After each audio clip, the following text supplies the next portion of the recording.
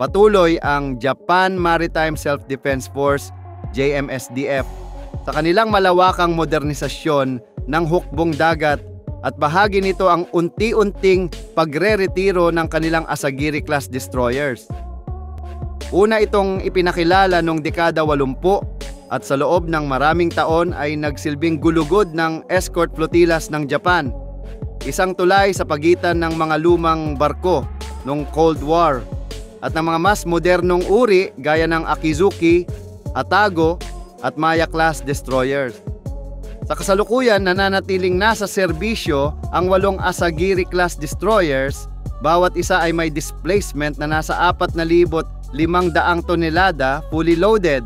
Idinisenyo ang mga ito bilang multi-role combatants, kayang magsagawa ng anti-submarine warfare, ASW, surface warfare, ASUW, at may limitadong kakayahan sa air defense.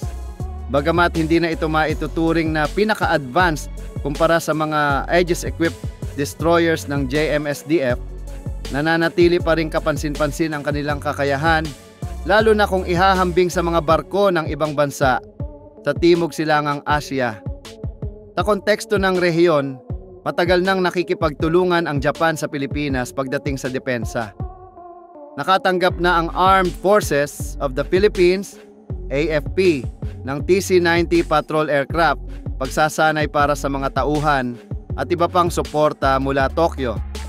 Mas kamakailan mainit ding pinag-uusapan ang posibilidad na ilipat ng Japan ang ilan sa mga Abukuma-class destroyer escorts sa Philippine Navy, PN, na sa gitna nito, natural lamang na itanong, maaari kayang i-alok din ng Japan sa Pilipinas ang ilan sa mga Asagiri-class destroyers na malapit ng magretiro? Kung mangyayari ito, tiyak na magiging malaking hakbang ang maidudulot nito para sa PN.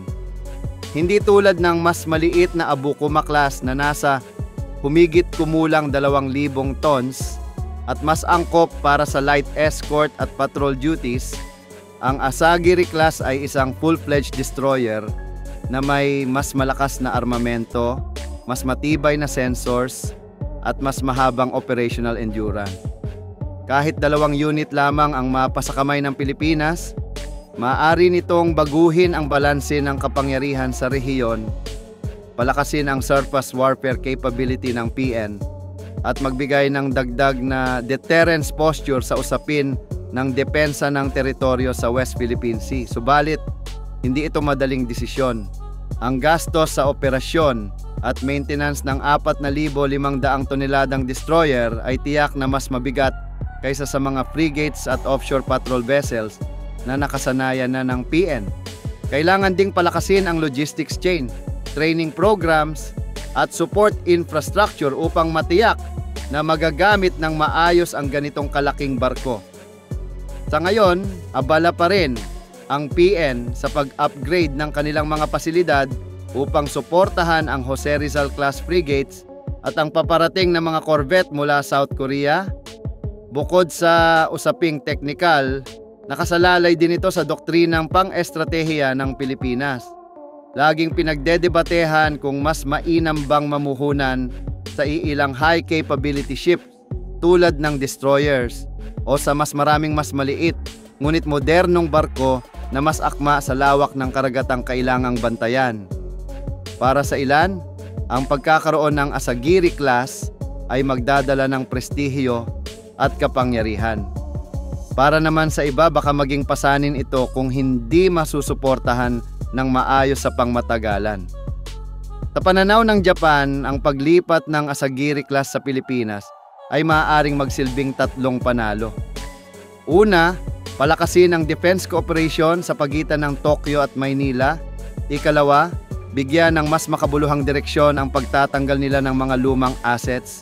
At ikatlo, ipakita na mas bukas na ngayon ang Japan sa defense equipment transfer bilang bahagi ng kanilang papel sa Indo-Pacific security.